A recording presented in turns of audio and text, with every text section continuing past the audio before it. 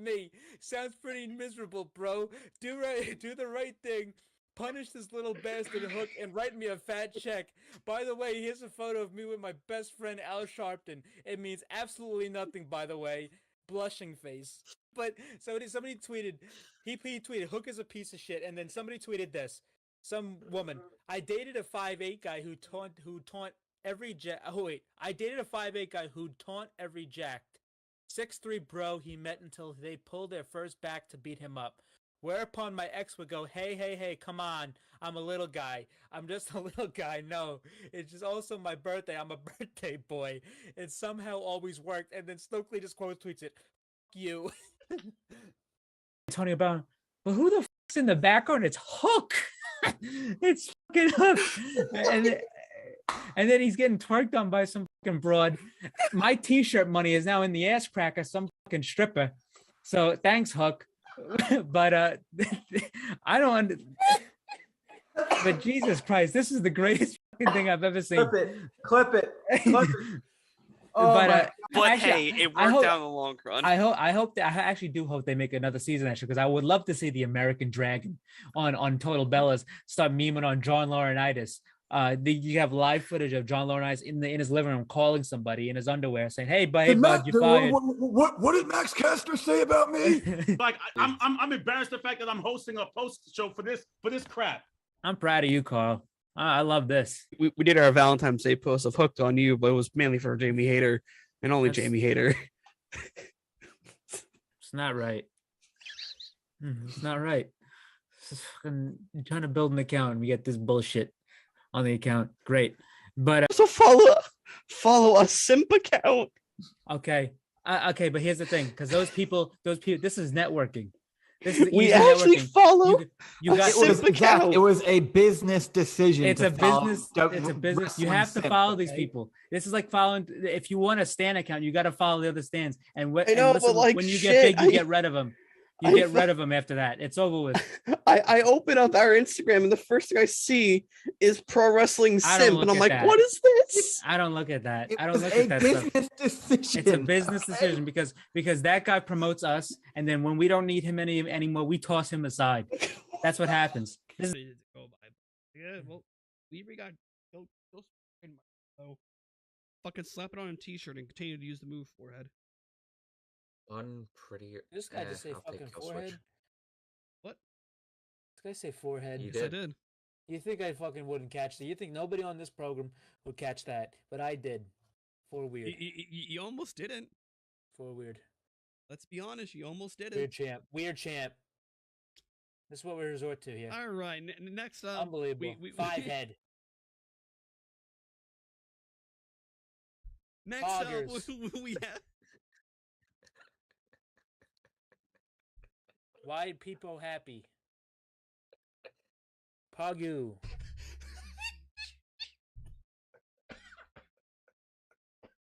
Weird champ.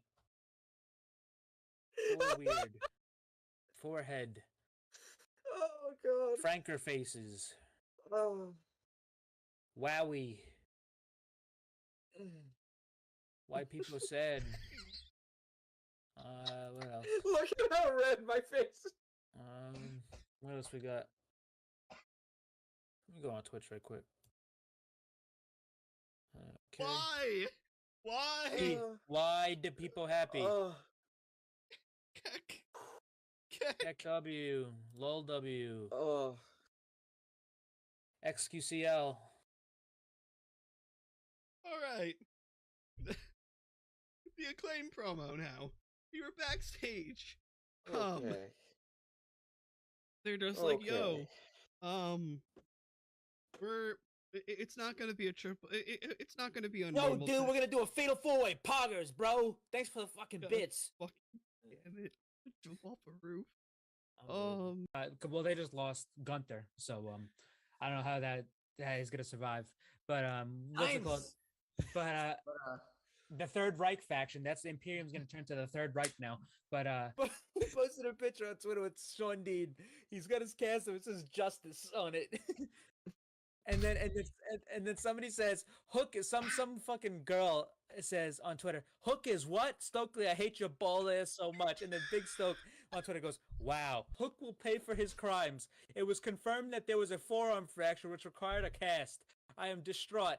I rolled dice with my left hand, so I'm please don't make me sue this company, Tony Khan. Please. We will be starting in just a few more moments, folks. Please wait as I'm waiting for everyone to join the chat.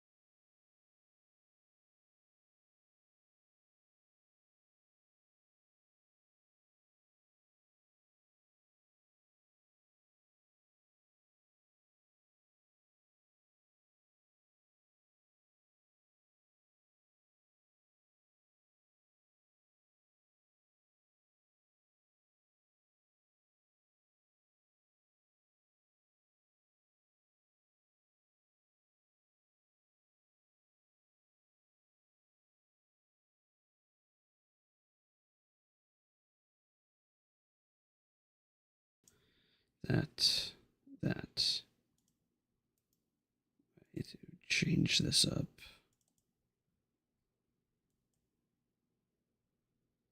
That. Okay, and it just okay. Well, hey everybody. Let me make sure my mic is on. It is. It's Wednesday, guys. You know what that means. It is time for your weekly dose of the Pro Wrestling Injection right here on the Pro Wrestling Injection YouTube and Twitch. As you see on the Twitch, we are under a new name. We're under the PW Injection. Had to do that once, cleaning up a bit instead of having like the pro underscore shit. But without further ado, I'm here today, joined by the goon himself, Christian. I'm the outlaw of Long Island, Zach Droll. And yeah, I guess, Christian, you want to kick us off with the news? Oh yeah. So We got a lot. yes. So first off, we have to acknowledge the passing of one of the greatest of all time in the wrestling business. Terry Funk passed away today at the age of, I believe, 79. Yep. And that's a big one. That's a big loss for the entire industry. I mean, talk about a legend. Talk about somebody who's done it all. Who like a pioneer Yeah. of the industry, has been everywhere. WWE, all over Japan, everywhere in the world.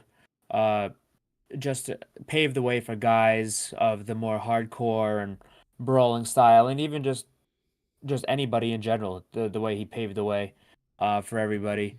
But that's a huge loss for the wrestling business. Yeah. Terry Funk was one of the greatest to ever do it.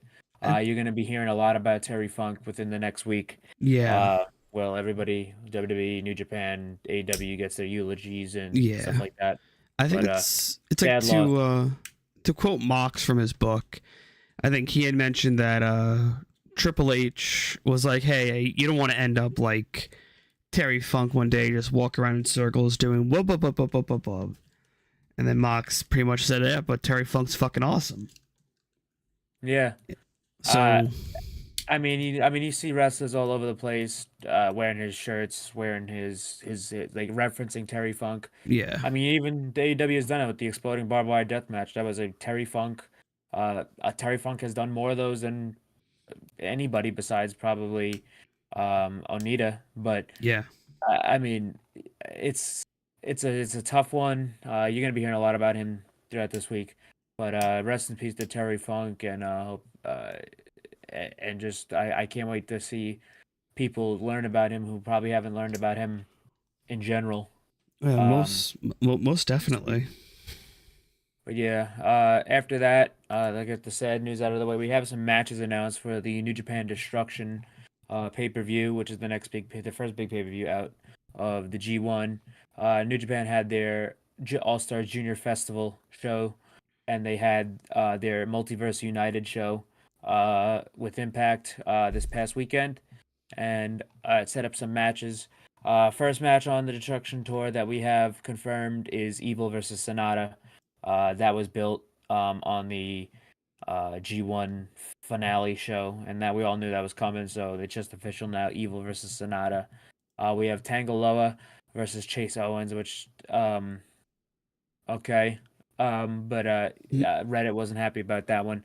But yeah, they're gonna. They're the Guerrillas of Destiny, which is now Tamatonga, Tangaloa, Hikuleo, and Jado and El Fantasma. They're kind of Yeah, beefing with the Bullet Club War Dogs and just the regular Bullet Club right now. So that's just a little bits to that.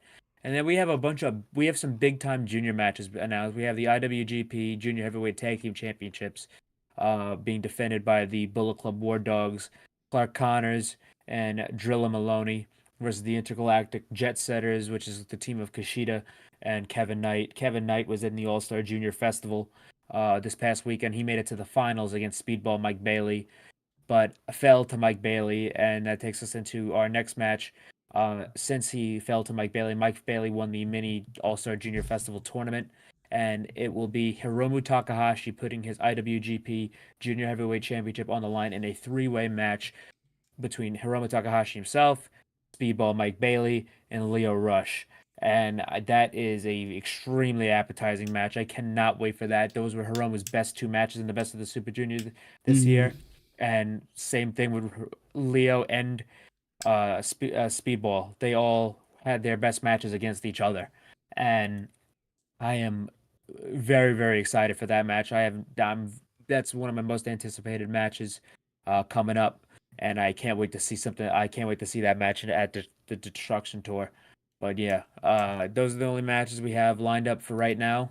There'll probably be more to come in the coming weeks, but yeah, that's really all we got on the New Japan end of things. Just primary New Japan, because next up we have the Rev Pro anniversary show coming up this Saturday, which is actually a very, very important show Yes. for Rev Pro. It's one of Rev Pro's biggest shows. And I mean, this is going to be my second Rev Pro show that I'm going to be purchasing because the card is stacked.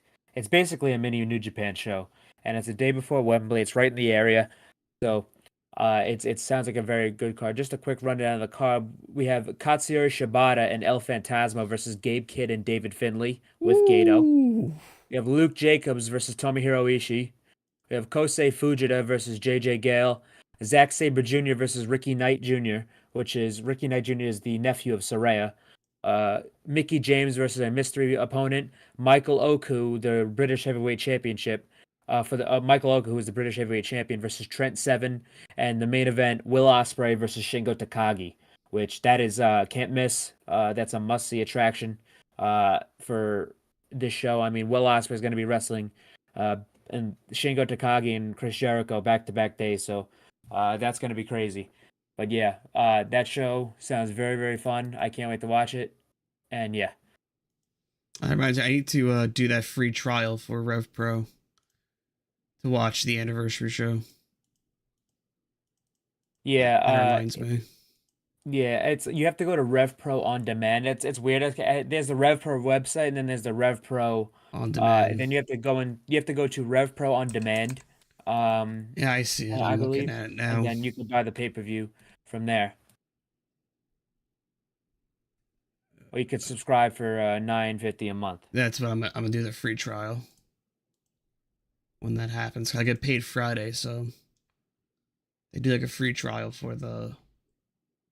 Yeah, I'm looking forward to that match because Shingo Takagi and Will Ospreay have not missed once. So, in other news, Edge had his final match on SmackDown this past Friday. Yep.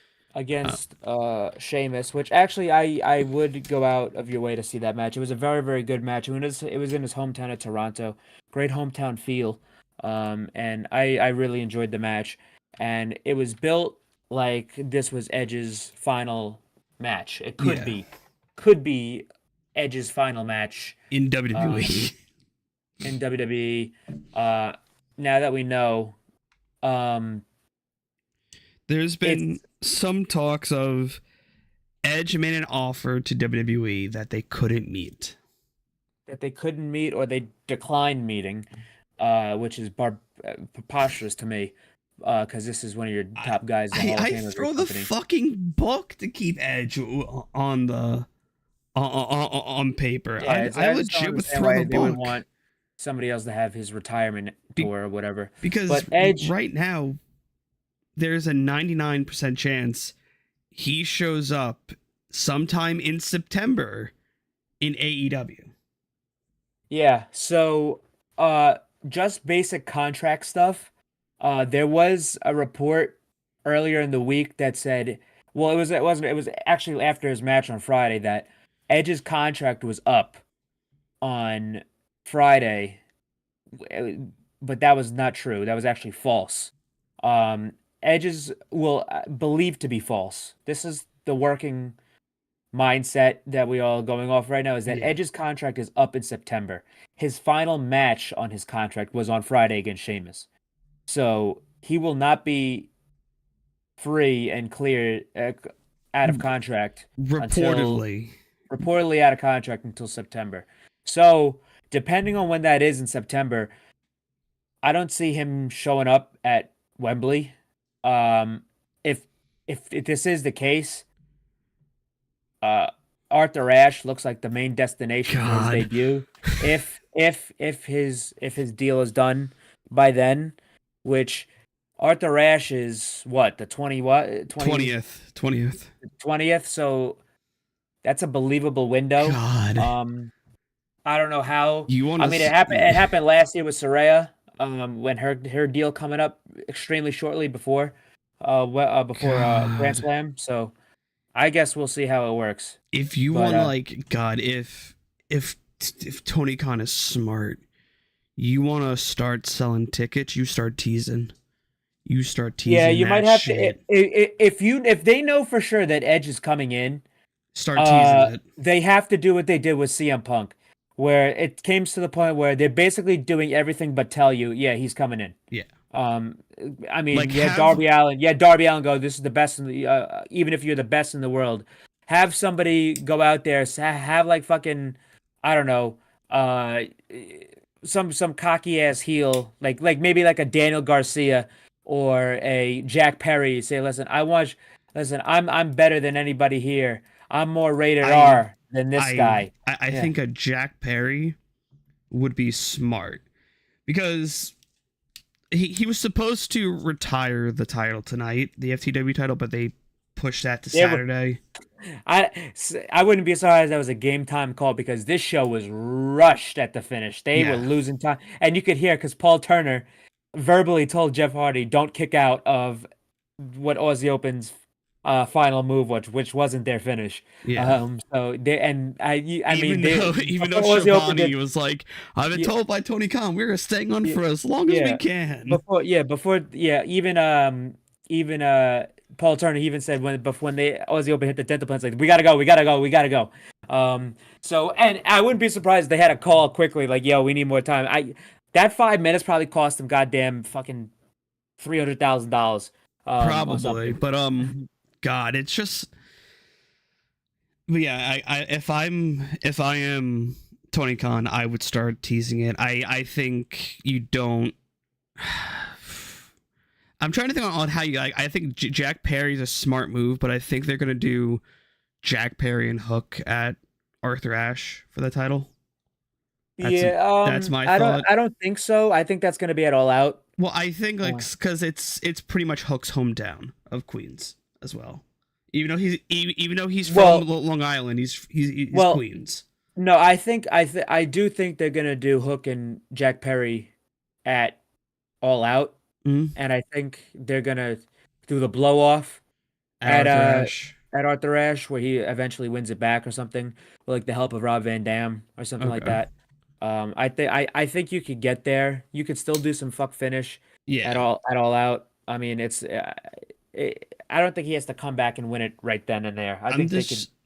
It's not a long enough turnaround until Arthur Ashe. It's not that long of a wait. I'm just still trying to think of ways that they're going to, because like I said, like it's almost written on the walls. He's going to AEW Edge, because if WWE couldn't meet the offer and declined the offer that Edge put out there, it's the writing on the wall at this point. Yeah.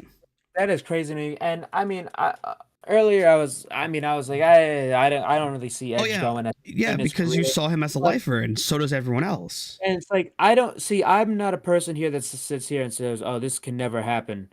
This is never gonna happen." I could say, well, I don't see it happening because right we now. said Punk would never happen. Then look what happened. Well, there's a lot of things. I don't understand how people haven't learned the lesson yet. That's why I sat here and we were talking in the group chat about, well, I can't really see Edge doing that, but I wouldn't put it out of the question. Yeah. Because who thought Cody was going to leave? Who thought Danielson was going to come in? Who thought Punk was going to come back? Who thought Saraya was going to show up in this company? Who thought fucking Paul White? I think people overlooked that. Fucking Paul White is in Mark AEW. Henry. Yeah, Mark Henry. Who I mean, there's a lot of shit that has happened that probably in the grand scheme of things has been bigger. Yeah. Like Sting even. Um, and it's like I don't put anything out of the question when it comes to the wrestling business because stranger things have happened. Oh yeah. But this is something where if he shows up, I don't know where you put him right now. I don't think you immediately do something with Christian. Oh yeah, no, I don't that's think too him soon. because obviously fucking Christian is not a babyface, especially after fucking tonight. And he's not gonna go. They're not gonna. Edge isn't gonna show up, tag with Christian, be like, "Oh my god, look at this babyface run." I could see them having a token final Hardys versus Edge and Christian match. Oh I could my see that God. happening. Yeah. But if it was up to me, you put him with a younger guy and you let him go with them, almost like a Sting roll. But well, we'll see. We have no clue how this is gonna shake out. Because this is one of the weirder ones. Because I didn't expect this and I wasn't prepared for thinking about this. So I guess we'll see. I think this will probably start picking up more steam after Wembley, because then we'll be and Arthur and All Out, because then we'll be on the full road to Arthur Ashe. And if he doesn't show up at Wembley or All Out, then Arthur Ashe. they start teasing shit, then it'll probably be more of a talking point. But this is shit that really did break today. Yeah. Because it was rumblings earlier in the week, but this is stuff that really broke today. It was via Wade Keller from the Pro Wrestling Torch, who has been around for a very long time. And it's very is somewhat reputable. reputable. Yeah. It's like yeah, I said, like, if we don't get him, if we don't get All In, because like I said, it's his contract is reportedly up in September. It's not, we don't know the full logistics of it. And then you have, like, if he doesn't show up at All Out, I think if he does not show up at All Out, if Tony Khan is smart, you start doing what you did with Punk. Even though, yes, like New York is not Edge's home, but it's where a lot of history for him has been made. Like when he got thrown into the Long Island Sound from Cena. A bunch of other stuff I think that like Edge has accomplished in New York. It's that, and also this is just us being greedy too, because we want to see Edge make an appearance at a show that we're going to. Yeah, I've never seen Edge in person. I'm Same. not a person who has gone to a WWE show since 2018, and that was an NXT show. The Mm. last main roster WWE show I've been to was a house show in like 2016. So it's not like I've seen him, and I became a fan after he had his first retirement. Yeah. So it would be cool. It's not like I'm fucking dying for it, but it's like it would be cool. Yeah, it's something to add to your belt. Yeah, and that's the thing too. It's like I'm not begging for Edge to come to AEW. Like, oh my god, I'd love to see Edge in AEW. I think it'd be very cool. Like if Edge said, you know what, I'm gonna stay in WWE and I'm gonna end my career there, that'd be perfectly fine. I've been enjoying his matches. He has some great matches on his comeback. He's had some great moments. Yeah. But I wouldn't. I'm not gonna sit here and tell you that I wouldn't love to see him against the Kenny Omega. I wouldn't love to. I wouldn't sit here and tell you that I wouldn't love to see him in a tag match against the Young Bucks or the House of Black or Samoa Joe or guys like the younger guys like Darby and Sammy and Jack and MJF, Adam Cole, And then like reviving Keith Lee, Swerve, FTR, and then I mean, reviving old rivalries with Matt, Ed, Yeah, with the Hardys with and Matt, Jeff, Christian even. Yeah, there's a lot of stuff he could do. There's a lot of, everything Edge can do in AEW, at least 95% of it is new. Yeah. Like these are guys he's never interacted with, or barely have interacted with. But it's not like it's something that people should be going up in arms over, getting all tribalistic about. But if it happens, that'd be really fucking cool, and I'd be happy to see it.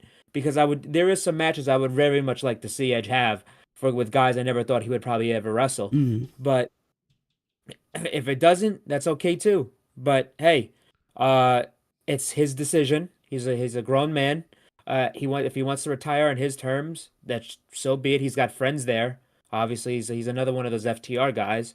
And obviously Christian and the Hardys, Bryan Danielson. Yeah. But yeah. We'll see how it shakes out, and hey, it's something I didn't expect to happen, but that's the wrestling business. It's pretty cool shit. Yeah, and believe it or not, there was a Dynamite tonight, as we just spent the first half hour talking about stuff. So I missed the first 8 minutes of Dynamite because I got distracted. I was looking at stuff on. I was talking to friends, but I've cage sided up. We were supposed to kick off the show with the Bullet Club versus the Elite. Well, Bullet Club Gold versus the Elite. This is per cage side. Chaos broke out on the ramp. It was a super kick party. Ass Boys came out to cut them off. A bunch of it was a clusterfuck, really. Yeah, so basically what happened was, which I actually very much enjoyed this, because the Bucks and Kenny came out, the Elite, and then we had Rock Hard Juice Robinson, fully cocked Colton Gunn, and Austin Gunn, who doesn't have a nickname yet. If you watch the Bang Bang Gang Lounge on the Twitter account and other stuff, Jesus. That the other avenues that they put the what's it called, the video out on. They had so they had the Bucks come out, then the Bang Bang Gang came out, the Bullet Club Gold. Kenny and the Bucks immediately rushed them. They all started brawling, big time brawl. Juice was about to hit Nick Jackson with a chair, but Rick Knox took the chair and threw it out the ring. He was gonna start the match, but Juice fucking cocked back and gave Rick Knox a left hand of God, knocked his stupid ass out, and it was all hell broke loose from there. Jay White's gone there. He starts fighting with Omega, which was really cool to see because they've only had one match in New Japan back in 2018. And it was great. So and it's two former Bullet Club leaders, but everybody was fighting here. Everybody, commentary said the match was thrown out. This is a no contest. The order couldn't be restored. Takeshita came out, turned Kenny inside out. They all fought to the back. FTR came out and fought off the Ass Boys and Juice Robinson, and Kenny tried to get Takeshita up for the One Winged Angel. Didn't happen. And basically, Kenny was ended up being able to walk off. I really enjoyed this, not because we didn't get to see the match, because I actually really, really would have liked to see the match, but I don't want any of these guys fucking wrestling, because I don't want any of them getting hurt before Wembley. Listen, Darby almost got hurt in his match, like that one little trip Darby up on the ropes.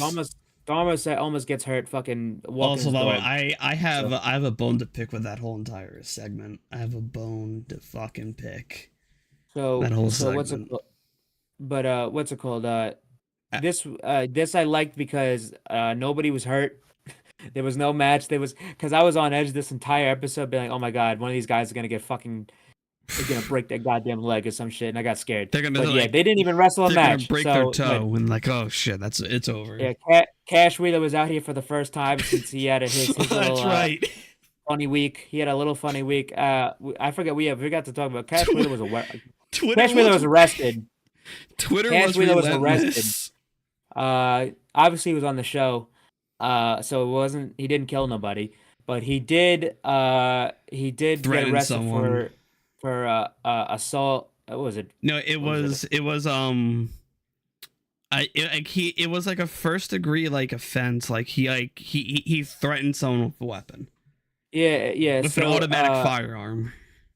What was the charge again? Let me get a charge. It wasn't a charge because he wouldn't be able to there. Aggravated assault, third degree. So he got arrested for aggravated third degree felony assault. He flashed a gun at a person in his car. We have one side of the story so far. It was a road rage incident. He had to pay. He has no prior arrests. He has no criminal record.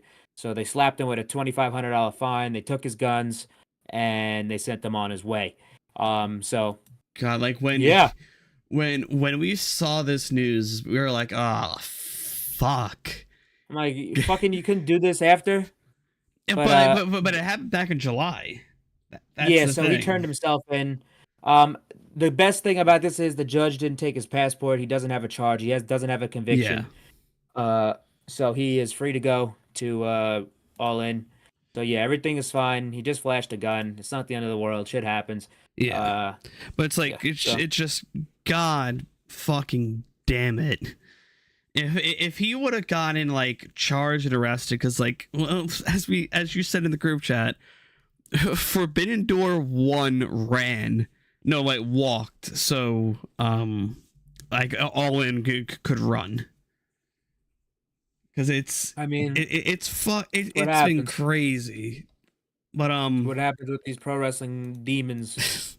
So following the match, though, we had a backstage segment with Maxwell Jacob Friedman getting interviewed by Renee Paquette. This is just a build up for the 0 hour tag team match and for the main event.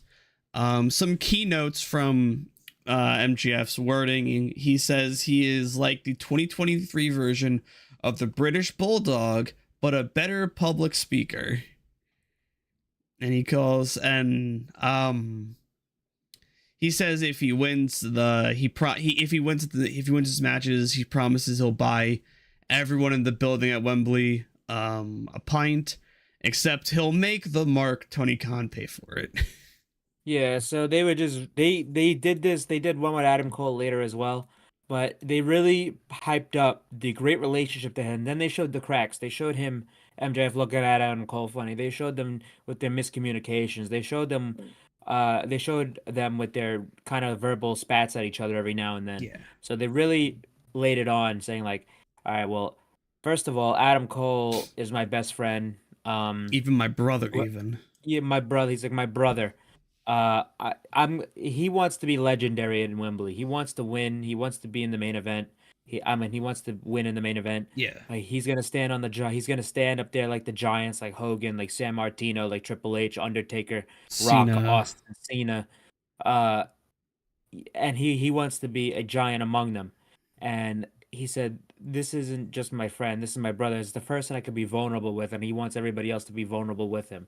And this is really laying on thick that MJF has turned a new leaf. He finally found somebody that could be that could be his best friend. Someone's gonna fucking stab him in the back. And I just want to tell you right now that MJF is gonna be, he is gonna be the fucking sickest motherfucker you have ever seen. When he Cole turns. The only person he ever let in and be vulnerable with, fucking stabs him in the back. This guy is going to be a psycho fuck. Cause hell, and it's gonna be great. Cause there was a post on Twitter of MJF took a photo with a kid, and I guess like the parents sent him like a very nice email, and MJF took it to like the heart. It took to heart, saying, "Hey, it's very nice," and he replied to it on Twitter saying, "Hey, I just thank you for coming up, taking asking for a picture. I'm a better man." And he was laying it on thick. He was really laying it on thick in terms of on Busted Open Radio, which he appeared on. He was like saying, everybody could do it. Like you could do it too. I'm here for the kids. It's like, this guy is so full of shit. It's just he's doing great work right now. Oh yeah, he's doing great work, but just like I think now with how the story is going, Cole's going to be the one to turn, and absolutely, it's going to ruin him. I've been seeing that. It's just the way they've been building this. The Roddy stuff could be an inside job. Yeah, maybe we don't know. I kind of hope it is.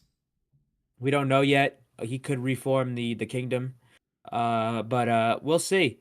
But yeah, that was that. Then we had a match between Jon Moxley, who appeared in a music video today, just walking past, ended up in a music video. Go check it out. It also was someone who was a wrestling fan too, because they're wearing a China shirt. It wasn't just some random dude that was rapping. Now he's a wrestling fan. It's like, oh shit, that's Jon Moxley. Do you want to hit this blunt? Fucking Cincinnati is Ohio. God, most normal Ohio fucking dude's encounter. Awesome. So yeah, Jon Moxley taking on Ray Phoenix. There also is news of Ray Phoenix being unable to travel with his visa currently. Yeah, so I think that's been confirmed now.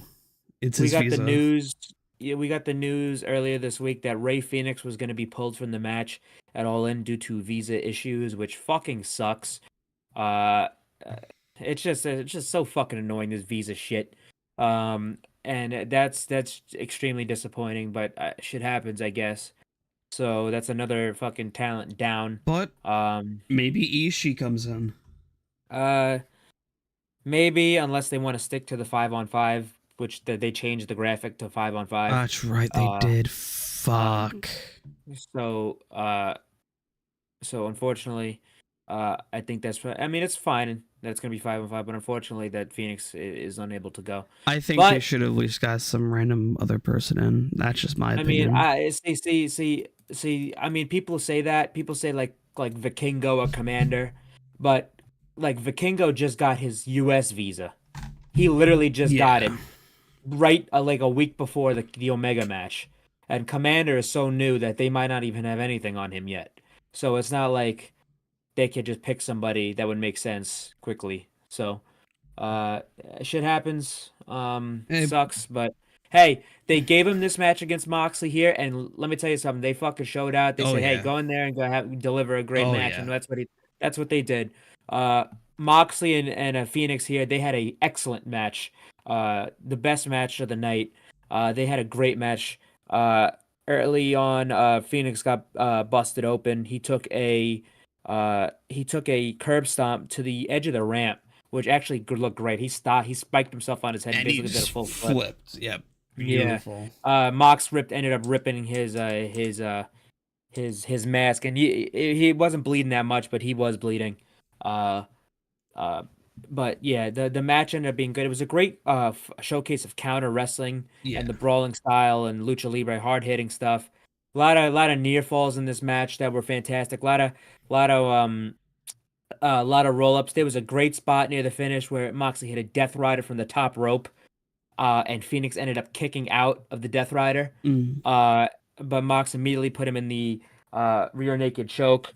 He looked like he was getting out of it, but then he ended up he ended up falling back down, and he ended up going out to Moxley's rear naked choke. Yeah, then, This was an excellent match, very, very worthwhile to go out of your way to go watch. Immediately, Claudio and Yuta hit the ring with crowbars. with crowbars in hand. But here comes Eddie Kingston, Penta, Trent, And Chuck, who steps and in front of Orange. him? Fucking Who Indiana stepped- Jones. I was like, who the fuck is that? I'm like, and then he turned. I'm like, oh wait, I saw the sock. I'm like, okay, oh shit, it's Ortiz, which I predicted last week. Like Ortiz, I'm like, okay, it's gonna be Santana and Ortiz, and all of a sudden some music hits, and the name the title appears. goes up. Here comes Mike Santana. So he has his first name now. So Mike Santana back in AEW after a year-long absence after he tore his ACL in the Blood and Guts match last year. Which Mike Santana has returned to AEW. He's good with Ortiz, and they have Yes. aligned themselves with the Blackpool Combat Club. Before we dive more, Santana had a post on. Oh yeah, I actually had that up. Yeah, I was about to read. I'll read it off though. Okay, go for it.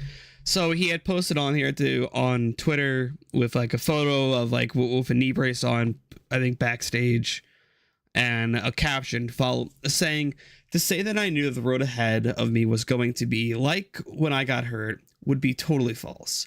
The struggles and battles I've overcome to get back to what I love and have dedicated my life to is unimaginable. But the most important thing that it taught me so much about myself and made me a 10-time better person than who I was.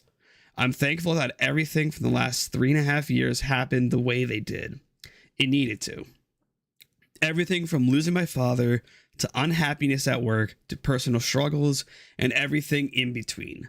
I'm thankful for all of those things. They forced me to face me, to look into the mirror and learn to love, appreciate the person, look back. My story will be told eventually. I just want to enjoy this moment that I've worked so damn hard to get to. Thanks to everyone who had ever reached out, every message from the fans, all the support from my family, those who were there during my darkest days. I'll forever be grateful to all of you.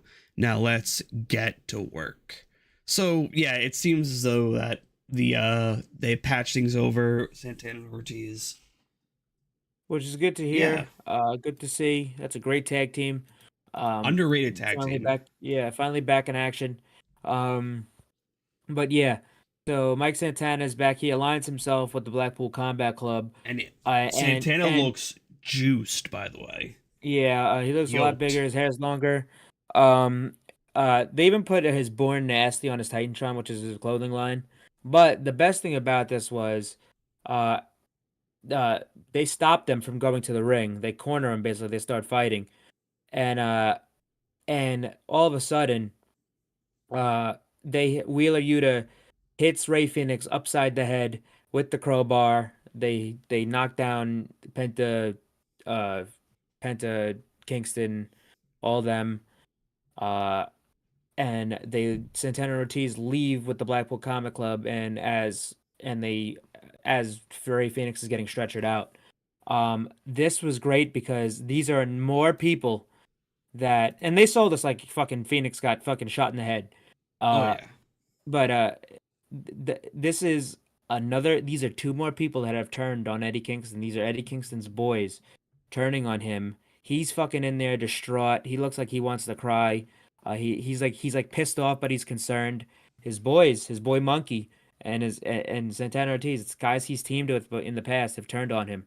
And so thinking now with the situation that we're in, since it's going to be a 5v5, do we think that Shoto was going to be the other guy next to Proud and Powerful? Or do you think that could have been Chris Hero now?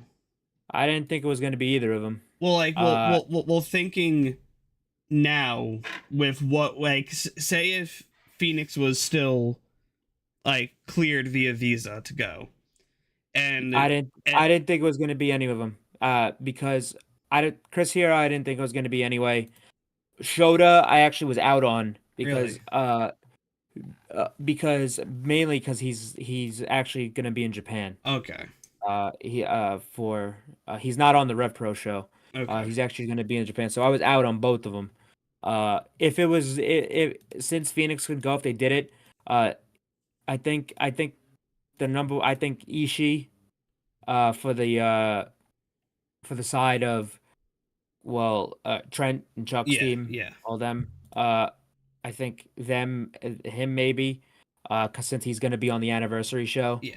And for the other team, I really didn't have a clue. So I think in my heart of hearts it would have been Chris Hero if things in my heart of hearts. It doesn't make sense to me. Like 3 years off doing that type of style match, like that. I think that's. I know he's still a trainer, but that's still he could have done like just a lot of like he could have done stuff that kept him at ringside a lot, because a lot of times with Steam Stampede you don't always have to. Yeah, he was a long shot. Him and Shooter were probably were the ones discussed a lot. There was, I mean, Santana and the Ortiz were the ones I was pretty sure on. Like, yeah, I think I knew probably Ortiz probably most likely. But Santana I wasn't sure about, but now he's back obviously, so. Yeah. Getting back to what the show, so we come back from commercial. We are now backstage. Phoenix getting stretchered away. Kingston does not want to deal with the camera. He goes, "Get the cameras on my face. Just go." Then Renee pops up. And he's like, "Oh, here we go. You see what your husband did? See what your husband did? Get that mic out of my face." So. Out of my fucking face. Well, that's it. Yeah. Which they didn't bleep out. But yeah, he was pissed. Renee's like, "What do you want?" I mean, it's your fucking issue. I mean, he's like, "It's your husband. Your husband. You know what? He's basically saying, you know what? I'll show him. I'll take care of it. I'll show him." So there's not gonna be no, like, he was probably holding himself back for his wife. Yeah. Now all bets are off. Yeah. Next up, and then Renee, there was another Renee segment. It was from earlier in the day. she was talking to Sammy Guevara, and he was approached by Matt Menard, Angelo Parker, and Daniel Garcia, basically telling him, "What the hell you doing? Jericho ain't shit. Why you still with him?" He's like, but Sammy basically said, "Well, sometimes when your friends are in trouble, that's when you really need to stick by them the most."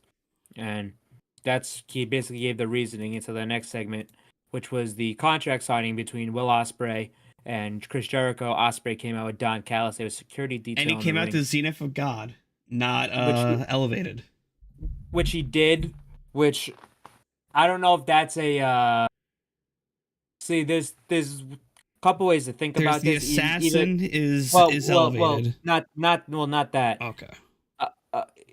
The AEW has made mistakes with New Japan wrestlers theme songs in the past.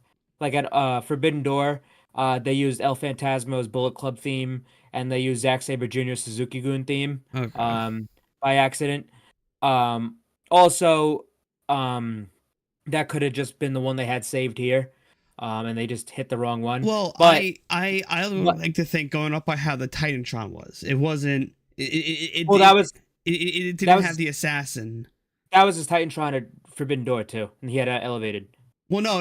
It was a little bit more different because it had a bit. He had the what's it called? What, the Kingpin? The intro. Really? He had the intro package of like the Canadian riots and shit like that. Then it came up to his shit, and then it had the United Empire stuff. Actually, yeah, but it had United Empire. I was watching. I was Commonwealth watching Kingpin stuff. No, that's Ospreay has that anyway. Well, no, I'm saying like I was like, if you go by like how with what was that at Forbidden Door, it was all just United Empire. It didn't flip over to the Kingpin stuff. Then no, I'm saying like the Kingpin stuff, like the stuff on the side with his face. Yeah, he still has that in New Japan anyway. Well, I'm saying like it could be. It could just be for like the heelness, because yeah, the only way I could see it as well is that because he's a fucking, it's night and day.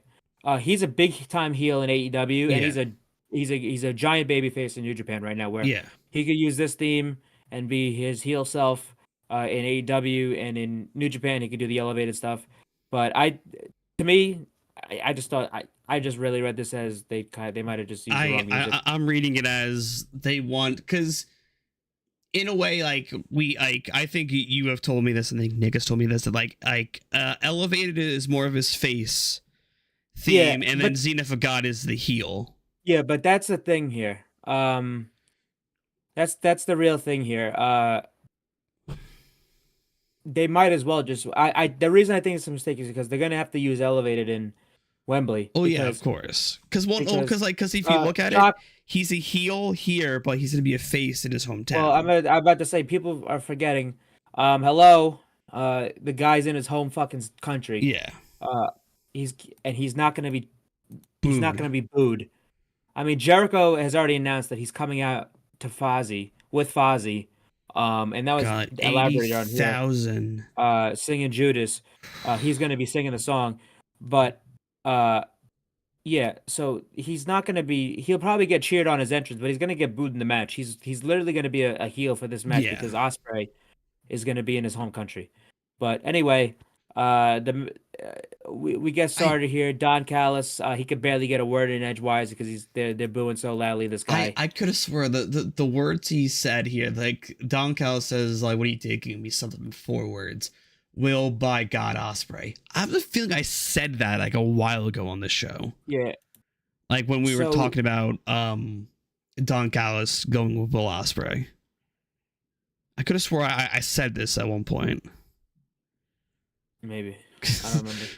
Fucking Tony Khan baby, man. But I don't do the shit for free. Don Callis, he basically said, I mean, they're fucking they're booing this guy out of the building. God, just give Don Callis and Dominic Mysterio like a good mixture. Yeah, just forget it. But yeah, so Ospreay ends up taking the mic, and he's like, he's telling everybody to shut up, like pipe down. A lot of bruvs being thrown about. Bruv. He's screaming. He's like, "This is the biggest match of my life, bruv." I need my I have- family's gonna be there. I have need the exact quote if you want me to go word by word.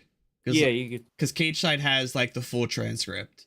Yep. Ospreay talks about how this match is going to change his life, and the day before he fights Jericho, he's got an indie date, Rev Pro 11th anniversary against Shingo, trying to put food on his table, and he's going to be the only guy who can say that he's beaten Kenny Omega, Kazuchika Okada, Chris Jericho in 2 months. And then he also mentions how he's doing it for, he also mentions in 6 different months, in 6 months he'll be out of a contract with New Japan. Interesting. Well, so Paul, just stop right there. So this was very much on purpose. He says, in 6 months, I'm gonna be out of a contract. My contract with New Japan is up, and everybody and everywhere is going to be wanting me, and basically like that. Like He's I not want $1 million. going to fucking go in WWE. God damn. Well, he it. said he's not going to WWE. Yeah, that's clear. Well, because he doesn't want to move to America. He may 1. have Paul Heyman's number, but he ain't he's fucking not. doing Well, that it. was for Evolve, and Evolve's finished. But still, though, But, like, in retrospect, Yeah, I will say this. This is something to keep an eye on because obviously his boys are in AEW Aussie Open. However, and they probably give him more money. They have more money than New Japan. They probably give him more money. It's not probably. They would give him more. They would offer him more money than New and Japan. they would respect him still living in the UK. And they were allowed him to live in the UK. Obviously, they already have somebody on their roster that does that in PAC. Yeah. So there's a big possibility that Ospreay, when his deal is up, jumps to AEW. However, Ospreay did say a couple months ago on an interview, he's positive that him and New Japan are going to get some sort of deal done, and he loves New Japan. He loves being there. And listen, with any decision he makes, it'd be fine with me as long as he could keep doing what he's doing right now. Yeah. Working in New Japan, working in AEW, and working select indies. And selfishly, I kind of want him to re-sign with New Japan just because I want him, because obviously when people re-sign and show loyalty to New Japan, they reward you, and they reward you in a big way. Mm-hmm. I mean, you could, Kota Ibushi didn't sign a contract. As soon as he signed a contract, 3 G1s, 2 title reigns, and countless main events.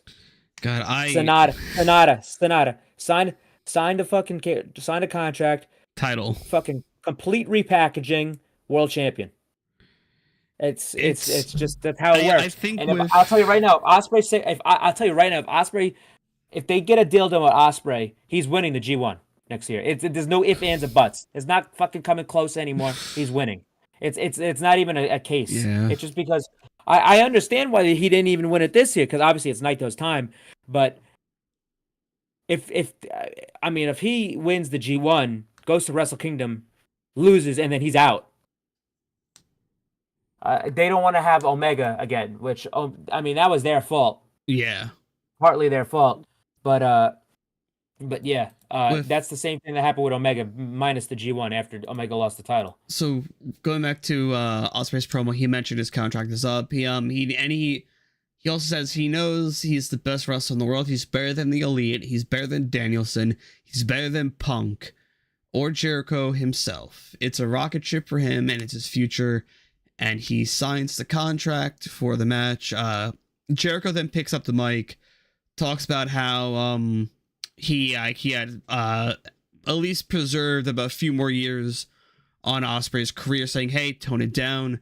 You don't want to end up like your hero, the Dynamite Kid, who's in a wheelchair." All right, so yeah, just quickly there. Also, yeah, Ospreay said he has a 4-year-old stepson that he has to put through school, which I had fucking no clue. Yeah, I didn't think he was married to his new. Well, I don't know if he's married yet. I know his girlfriend is a wrestler. Yeah. Her name's Alex Windsor. Mm. She wrestles in Rev Pro. But yeah, I actually didn't know that at all. So that's new information. But that's one thing I wanted to mention here. Osprey did this. I've heard about this before about Jericho calling Osprey. He's talked to him on Talk is Jericho before. Yeah. But him calling Osprey to tell him to tone it down is not anything new when it comes to legends, and it's actually valid advice because you don't want to do everything and then fuck yourself up for the rest of your Yeah. life.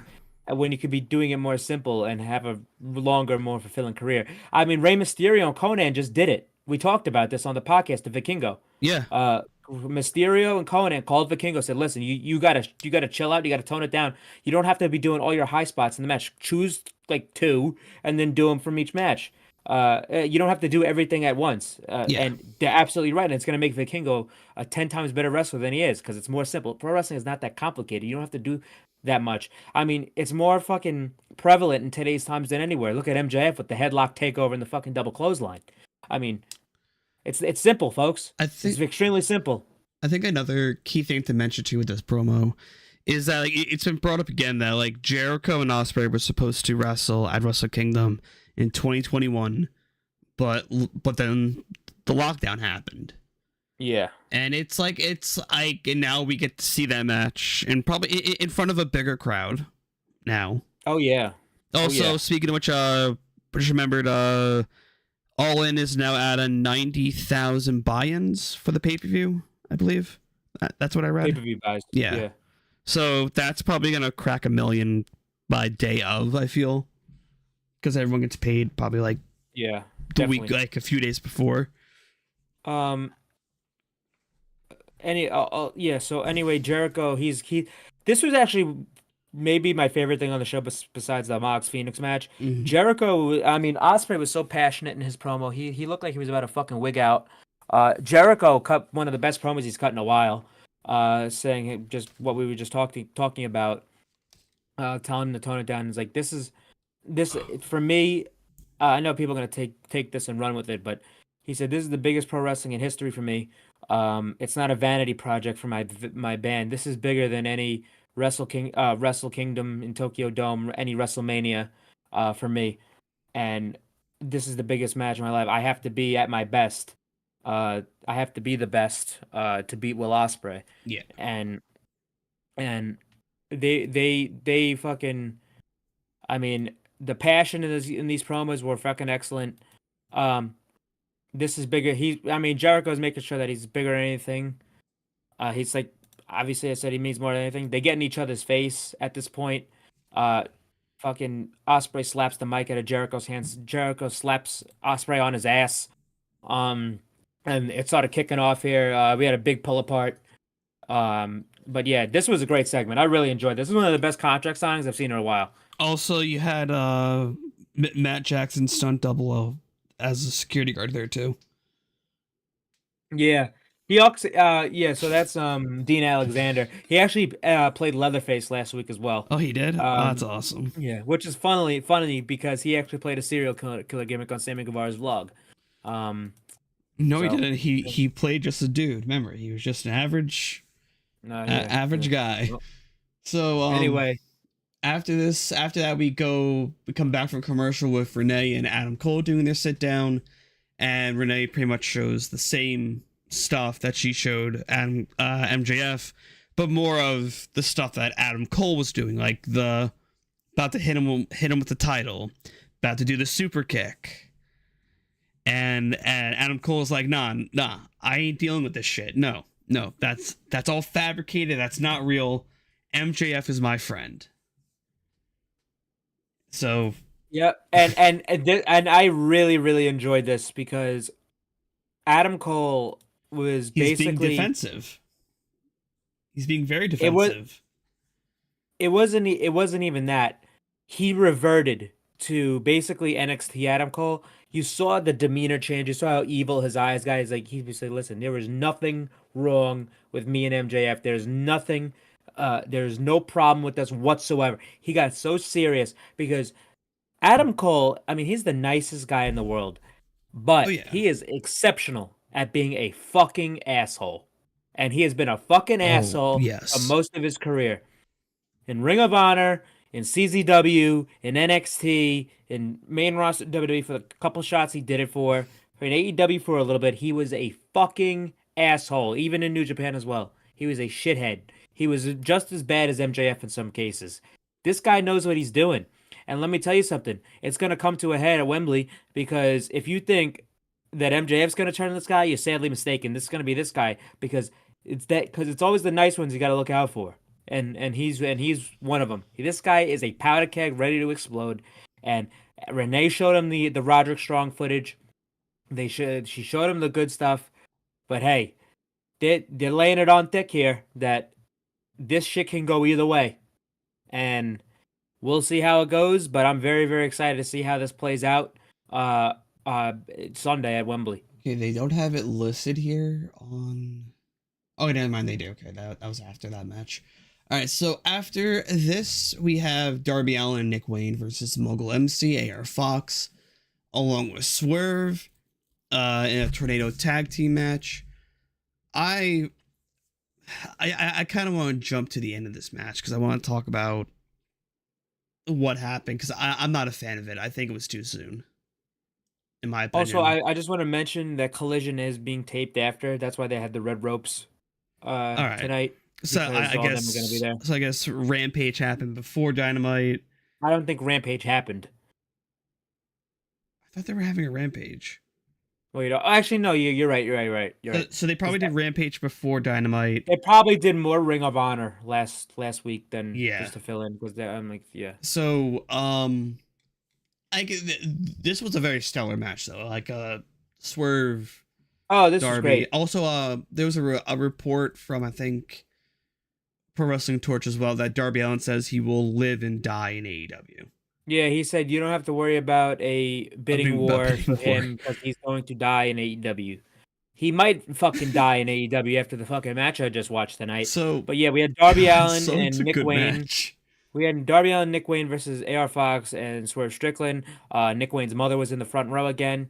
They were in Georgia, which is the hometown of AR Fox, so that was also important. Yeah. But yeah, it was a tornado tag match.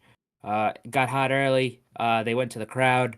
There was a great spot where Nick Wayne hit a double Wayne's World on the outside to Swerve and Fox, and Darby hit a coffin drop to the outside. There was another great spot where Swerve hit the fucking. AR Fox hit a moonsault to Darby, and then Swerve put him on the chair, hit him with the Swerve stomp. That looked like it fucking killed him. Did Nick almost break his nose here? Because he was bleeding. His nose got busted when they were fighting on the outside. Okay. So I don't know if it's busted or not. Didn't look that bad. But anyway, there was a great spot in the ring where they were trying to put Nick Wayne away. Oh yeah, the fucking basement kick. They hit it. Well, Fox hit him with a cyclone brainbuster, which always looks great. Hit him with the house call, then hit him with like a fisherman like type of DDT cyclone, which was a beautiful move. Yeah. Then that went for the 450, missed it. Darby ended up hooking Swerve's legs with his belt, and Nick Wayne ended up hitting a Euro clutch, right out of Zack Sabre Jr.'s playbook, to pin AR Fox. After the match, Nana and Swerve gets in the ring, and Swerve's laughing. And Swerve starts laughing, and he basically tells Fox, "You can't do anything right. This was a test. Beat an 18-year-old child. You can't even beat an 18-year-old child. This was a test for you." He says, "Fox, you're fired from the Mogul Embassy." This was too soon for me. I'm sorry. I agree. We're about to get to this. Before we get into what happened next, I agree. This was way too soon. I was really enjoying Swerve and AR Fox. Together. I think this should have happened. The reasoning, the reasoning behind this, I presume, is that AR Fox can't go to Wembley for some reason. Visa wise, that's the first thought I had was, okay, they're doing this because they have to get him all out of that match because he can't go to Wembley. Okay. That was my first thought, unless they're doing a double swerve, which I don't know if that would make much sense because right after Brian Cage hit a discus lariat on Fox, then hit the drill claw on him laid him out. Darby, Sting, and Nick Wayne came back to come to the save. I gotta talk about this. Darby takes the side of AR Fox. AR Fox. He says, "Listen, I love you, Fox. I mean, I told you I'd do anything. Obviously, Swerve is another guy who Darby has beef with, and obviously, Fox is a good guy who probably got manipulated. This year was a little too. He picks up Fox, they hug. It probably a lot of this is probably the hometown as well, hometown factor, which I don't think should factor into stuff that much, even though he took the pin. Someone made it was a very funny post on Twitter, X, whatever the fuck you want to call it, and it was, it was Darby. I forgive you, Fox, for all that you done, and then it goes, no, it was like, I know it was Fox. You're a good man. I love you to death. But like, Nick Wayne's probably like, dude almost fucking killed me like 2 weeks ago. What the fuck? Listen, baby. But yeah, I do not like them breaking up Swerve and Fox this soon because I really enjoyed them together, and I thought that was going to be great. We'll probably get more info. I think there's potential that this could be a double Swerve where he ends up back with Swerve in some capacity, which I do hope happens. But before the segment ended, Darby asked who you got for Wembley now that he has AR Fox gone. And here comes fucking Christian Cage and Luchasaurus. Can't keep getting away with this. Fucking scumbag piece of shit. He comes out and he's like, "Hey, who do you think it was gonna be, Darby? What you shouldn't be surprised." And he's like, "Oh, hey Nick, I've heard a lot about you." I mean, I guess this is what the people. I mean, he basically said this is what the people wanted. I mean, everyone was talking about this, and he goes up to Nick Wayne. He talks to Nick Wayne, and he says, "Hey, I hear you have a dad. You're a son, and you had a father, and your father is dead. Your father was a wrestler. He must have not have been very good because I don't know who he is." And he basically just berated Nick Wayne. He berated his father right in front of his mother in the crowd, which is the same shit that happened with Jack Perry. So this guy's on a fucking kill streak. It was like, dude was like, hey, Tom, I did the own goal. That was a while ago. The video's up on the channel. Yeah, as soon as I saw Christian Cage, I was like, no. As soon as I saw him, I'm like, well. I wish he said that like Uncle Rugged. Well, another fatherless child. Fatherless child, no. So he was ripping into Nick Wayne. Nick Wayne was taking it on the chin too. He was like, okay. Yeah, this guy's a fucking piece of shit. This guy's a scumbag asshole. Wait till Edge gets here.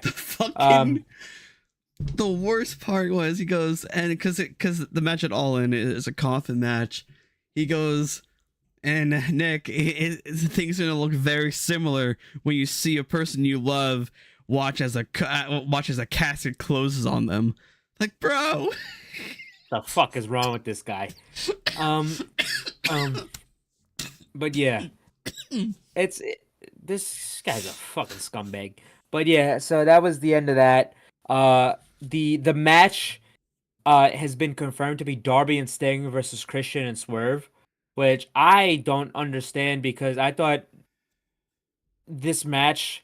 I get it if AR Fox can't travel to Wembley. Yeah. But I thought because the way they were lined up, I thought it was gonna be Darby, Swerve. I meant Darby, Sting, Fox, and Nick Wayne versus Swerve, Christian, Luchasaurus, and Brian Cage.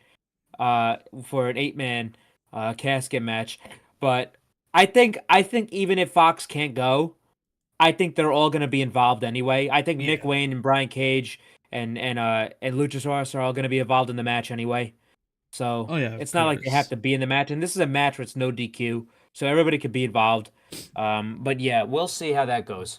Man, I'm going to be looking out for that this week where about. The news if anything happens. If Fox can't go. Yeah. After this, Renee doing so much work tonight. Holy shit. Apparently after the show went off the air, fucking MJF started dancing and the devil went down to Georgia because they're in Georgia and he's the devil. I saw that. I saw him dancing. I'm like, what the fuck's happening? Now I hear Double down in Georgia. Oh my God! Somebody just made a great shout. When Adam Cole turns heel, they got to bring back something for you. His Ring of Honor theme. Someone said like he should do that as his entrance for the match, for the singles No, match. no. If he's not healed yet, Well, like No, you have don't- that be like. Well, see, smart fans will think, oh, something's gonna happen. MJF's yeah, not gonna fucking know. no, you can't do that at Wembley, and you can't do that at Wembley. Deprive the boom and the loudest Adam Cole They're gonna baby get of all the time. boom at the fucking beginning. Yeah, but still, I'm just saying you can't do that yet. You can't give them 2 booms. Yeah, you can. No, you can't. Yeah, you can. Nope. So I mean, you can do it, but that's the thing, though. They already have that song, because it's the Yes. Kingdom. It's the Kingdom's theme in Ring of. It's a mash. It's a mix. It's a like a remix of it, but they already have the song. It's the Yeah. Kingdom's theme in Ring of Honor. So Next, so Renee did a lot of work tonight, so she had an interview with FTR and the Young Bucks. It was just them just hyping up their match. It wasn't really like the only thing that was talked about that's in great detail was Matt Jackson takes credit for giving FTR their names. He says like the only thing they'll be remembered for is how they got their name from the Elite's own YouTube show. yeah, Which is so true. that was a great line. And then MJ and Matt basically echoed MJF's sentiments, like all you do is talk about my family, my kid, I gotta feed my daughter. Don't put my So kids into this. Which I think that's a fair criticism of their promos, because he does mention that a lot in promos. And I get it, because that's a real life it's even thing. a fucking t-shirt too. Yeah, it's like I get it, but I mean I could see the fans like turning on like, yo, I don't give a fuck. It's like what Brock Lesnar with the Heat says, like, I don't give a fuck about your kids, which is pretty funny. That was the best Heath Slater thing. Heath Slater was like, I got kids. He had that over. Brock goes, I don't give a shit about your kids. It's okay. But so yeah, they're pretty much this whole thing was just to hype up their thing. It wasn't too noteworthy besides just mentioning how FTR got their name. Yeah, so yeah, he just like, see you at Wembley. So yeah, we'll see how that goes. And we cut back from there to commercial to get a video package featuring Tony Storm and Hikaru Shida. This is just it's partially hyping up the Wembley match, showing stuff from Collision on Saturday. Yeah, because I mean, I know Saraya's there. I think Britt might be there too, but they're already in London doing media for the show. I know Saraya's doing Good Morning Britain tomorrow. So they're over there. A lot of some of the talent probably over there already. Also, Tony Storm is starting to look more like Marilyn Monroe. It looks like fucking. My mom says she looks like Cruella DeVille. Marilyn Monroe is more. I'm saying no. Marilyn Monroe. Yeah, she said that too. But I'm saying like the last one. It was on Collision where she had her hair like all fucking like she looked like Osprey with the curly hair. Like that. I'm like, what the fuck? She's like some masquerade like fucking 70s horror. I'm like, what the fuck is going on with Tony Storm? Like, this is like Balloon Okada. But Tony Storm is looking good though. Oh my god. This is like fucking a Balloon Okada version of Tony Storm. Fucking Balloon Okada. I mean, everybody who has a fucked up gimmick like this, it's like just their Balloon Okada. But she's looking good. I'm allowed to be a fiend. Mike ain't here, so I gotta pick up the pace. Yeah. Anyway, we had we had Ruby Soho versus Sky Blue. But Ruby Soho also mentioned she's coming after the TBS title, so most likely on the 0 hour Soho versus. Yeah, I could see a 0 hour. Or even like a middle match. Fatal, I don't know if they want to do a fatal 4-way again. Triple threat? Maybe because you probably have Willow. I think Willow would be involved in that because of Statlander, and she's been maybe Willow, Statlander, Ruby, and Sky Blue or something like that. But I just keep it a I just keep it a Soho and Statlander. Yeah, it's probably gonna be a 0 hour or a cooldown match, unfortunately. Probably gonna be. I think 0 hour is probably your best bet because they don't have any 0 hour matches confirmed yet.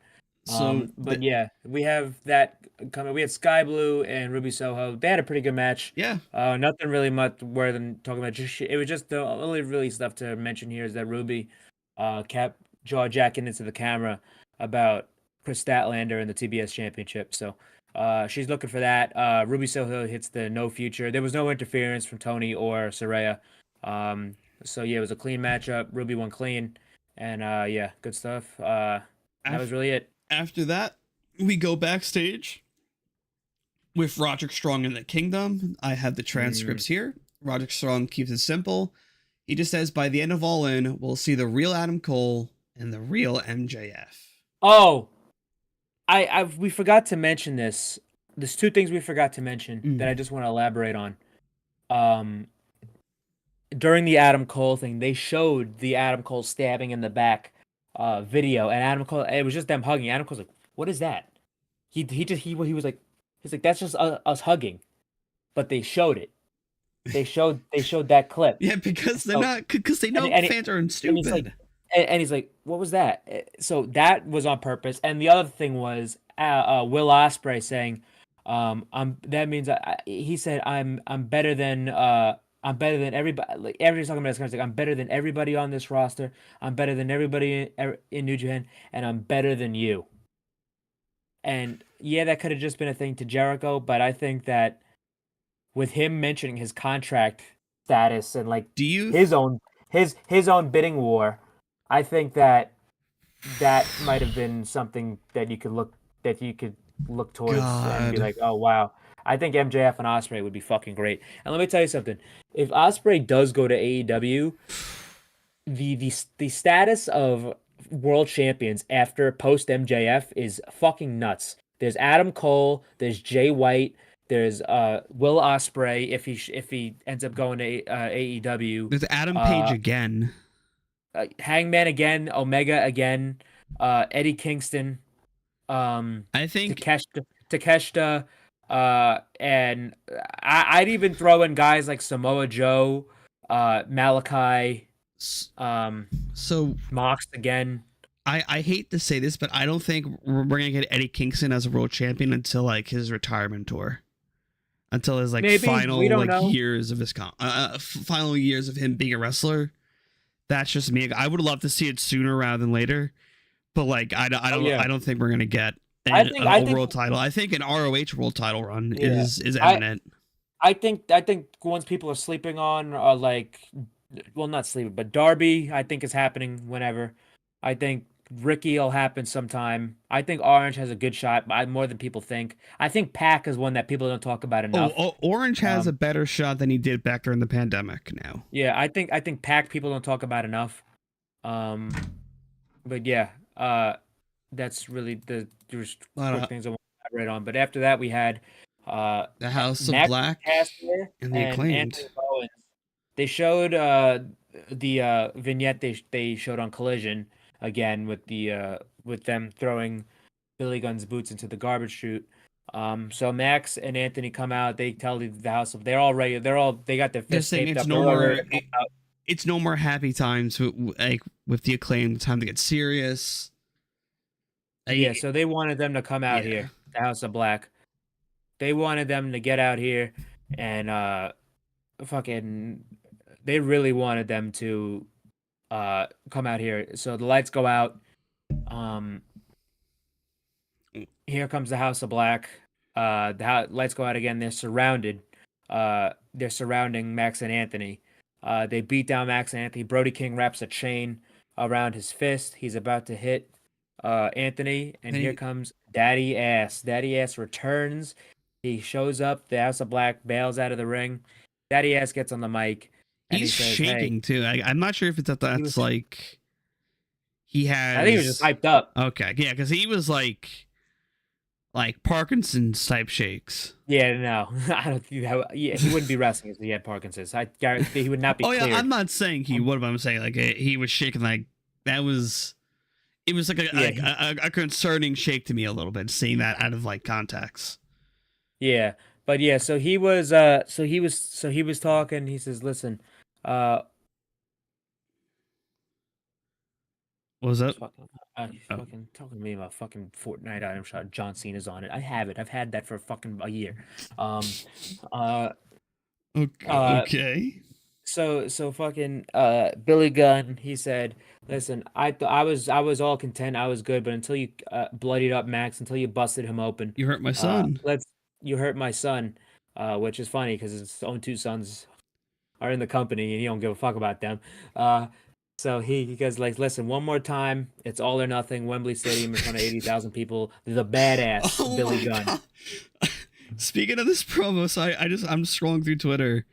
Fucking Austin Gunn, like he just said, your kids, bro, you should have stayed retired. Yeah, well, Hashtag AEW Dynamite. that's Gotta get funny. the The Bang plug. Bang. God damn it. Thank you, Austin Gunn. Appreciate it. So yeah, like he pretty much says like, yeah, it's a shame though Daddy Ass won't be able to make it, but the badass Billy Gunn The will. badass Billy Gunn. And I could see this, like, so it's for the trios titles. I could see them having a good moment where they win and they get the trios titles. But I could also see this going the other way where the House of Black win and he does it for real this time. And this is Billy Gunn's final match and he retires in front of 80,000. That's a hell of a way to go out. Oh, it is. Um, That's like Taker level of retiring when he did it with Roman, in a way. Yeah, so I think that's gonna be a great match. I'm glad they got the House of Black on the show. Yeah, because I was House of hoping they would Black get on the card. has been well also like I'm glad we got to see House of Black on Dynamite in a long time because they've been Collision boys for Well, since. they were on Dynamite last week too. Oh, that's right. Fuck. Oh yeah. Forgot. But yeah, anyway, after that we had our little Collision rundown. And first off, I think they only announced one match. I believe. So they announced CM Punk. Yeah, so it's gonna be CM Punk, Darby Allin, Sting, and a mystery partner versus Jay White, Swerve Strickland, Luchasaurus, and Brian Cage with Samoa Joe on commentary. Fuck it. Sure. Fuck it. Why not? Throw them all in there. Cause you know what? I'm cool with it. I know, like, I'm gonna try to see who the spoilers for myself. I'm probably not gonna watch Collision, so I will be watching Collision. I know I won't spoil it. I'm just gonna look up. Yeah, I will be watching Collision. That's a big wrestling day. Because the Rev Pro shows that day as well. But yeah, after that it was time for the main event. Nothing new added to the Wembley card besides the trios match and the alteration to the Darby and Swerve match. But yeah, we had Aussie Open versus Matt and Jeff Hardy, the Hardys, and yeah, it had to go quick because they're running out of time. But the match was pretty good. I mean, it was cool to see Aussie Open in there with a team like the Hardys, guys they've never wrestled before, the tag team of the past and the tag team of the future. So it was cool to see that. Just kind of basic stuff. Just a very, very good match. The finish ended up because they had to rush off. They ended up hitting one of their signature moves, not their finisher, the Coriolis, for the win because they were running out of time. So Aussie Open retained. Obviously, this was never in doubt because Jeff can't even leave the country. So Jeff isn't going to be on Wembley anyway. He can't even leave the country. So, yeah, Aussie Open retained the Ring of Honor World Championship. Davis gets on the mic. He goes, oi, oi, oi. He gives the mic to Kyle. Kyle says, listen, at Wembley, there isn't going to be no double clothesline. There's going to be no kangaroo kick. We're going to show everybody why we still will run the world. Here comes MJF and Adam Cole, better than you, baby. They come face to face with Aussie Open, and they start going at it. They try to go for the double clothesline on Mark Davis. Davis rolls out of the ring, and then MJF holds Kyle Fletcher up for Adam Cole to give him a super kick. Kyle ducks out of the ring, and Adam Cole almost hits MJF with a super kick. MJF catches his foot, stares him dead in the face. They get face to face. MJF grabs his title, holds it up, and Cole wants to shake hands. Into him. He didn't. Cole wanted to shake his hand. He bumps him out of the ring. He bumps him. He was about to go out of the ring. He puts his Dynamite diamond ring on Adam Cole did the same thing he did back on Collision a couple weeks ago. He was like, just do it. Just do it. He turns around, he puts the diamond ring back in his pocket. No, for this one, like, Cole didn't just do it. Cole is like just standing there. He's like, okay, if it's gonna happen, it's gonna happen right now. He was waiting for it. Yeah. Like, then MJF puts the ring back in his pocket, hugs Cole. I'm Cole still and then trying hugs to. him. Every single hug, I'm trying to see if MJF does the stabbing motion. Yeah, he hasn't. Every single hug, he has not He done hasn't. it. Because like So, yeah. I know that that's a detail that like really shouldn't matter to look at, but for me, Oh no, it absolutely does matter because they showed it on the Adam Cole thing. Yeah, with Cole, That was on though, purpose. with Adam Cole though, both MJF. I'm trying to see if MJF yeah. does it. Well, yeah, MJF actually He's not trusts gonna do it. Cole here. He does. Yeah, he's not gonna do it. God, it's like you're right though.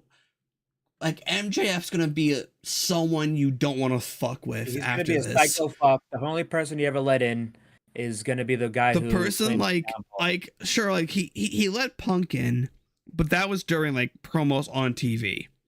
In this scenario with MJF and Cole, they've hung out together. I think the last thing they should do before Wembley, MJF should appear on Cole's stream. I think that should be the last thing. I don't think he's gonna be streaming, to be honest, because I think they have to go. Well, no, like they can stream from the hotel room. AEW does it for the AEW arcade stuff with Evil Uno. I wouldn't touch it, to be honest. No, I think I think the last thing because not everybody sees that. This is the last thing you're gonna see of these two before Wembley. Well, see, I want that like that niche audience because I think the biggest step, like I want MJF like has like Cole in, MJF should be like, hey, can I be on your stream to play some games? I just because that's a niche within a niche. It's a niche, but that'll be like, not enough people are going to be able to see that. No, see, but that will be promoted on Twitter by AEW themselves, by Cole, by MJF. That will be heavily promoted. In my opinion, I just say let that be the last. So the last thing was he fucking. I mean, this was perfect. Oh yeah, finale. it's a perfect build, but I think they built up. Literally, they're going to be opening the show in the 0 hour. This is the biggest build for a pre-show match I've ever seen. They're going to be opening up for the 0 hour, and they're going to be closing for the main event. You have the stuff with Aussie Open, the face-to-face, and then they went face-to-face themselves, held the title up, bumped each other. He was about to hit him with the ring, and then they hugged. I think that should be the final visual of these two for the biggest match of their career. I 100% see where you're coming from, but I think the biggest step for MJF to feel more comfortable with knowing that Adam Cole is not gonna fuck him over is just be like, hey, can I play games with the Chugs? And then I just think there should still be this uncertainty. Also, I saw who the mystery partner is. It's gonna be very interesting collision. Okay. Very interesting collision. I just don't want because I just want it to be this and then just them being them right now. And there's still that uncertainty. And I would have loved to see that, but I would have loved to see that 2 weeks ago. They should have done that. They should have done that. I mean, they already did, kind of. We'll see, like, I mean, MJF was in the chat. He did call him on stream, but we'll see. But just like I know, like this last image of them together. Oh, looks good. There was another match, quick on Collision. It was Orange Cassidy, Eddie Kingston, and Penta versus the Butcher and the Blade and Kip Sabian. But yeah, that's just my view on it. That I just wish I just hope this is the last thing. Depending on if they're on Collision or not, which I don't think they will be. It's just not like I think personally, like the lasting image, besides them on opposite ropes, like throwing up their pose, should be them being buddies playing video games. Have that be the last thing in MJF's head. Yeah, but you got to. What time do they have to do that? Tomorrow? Yeah. Saturday? Because they're going to air it on Collision and then be like, oh, wow, these guys are buddies after what just happened on Wednesday. And then they're going into Collision. Then they're going into Wembley. I just leave it. I see where you're coming from, but personally, I And I think they will leave it. I know. I think they I'm wouldn't have not done saying. this. I'm not Yeah. saying they will do it. I'm saying it's a good idea. Because one, you want to staple. MJF has this trust. MJF feels safe with Cole. Have him go into Cole's world of playing video games. Because we got that one promo for the AEW game where MJF was like, That's why I "Hey." don't think. That's why I don't see this happening I at know, all. but Because like, they already did it. with Stadium Stampede out now. Yeah, but they already did that with Omega and Kingston. No, but they already did their promotion. yeah, but not playing it. They was just saying, "Oh, hey, it's coming out tomorrow." Here They you don't go. need to play it. Like I said, It's coming out tomorrow. It's coming out tomorrow. It's for free. They don't need to play it. I'm just saying, like, hey, Cole and MJF doing duos in Stadium Stampede. Yeah, I don't think they have any time to play that shit. They got to get on a fucking plane and get the fuck over to London.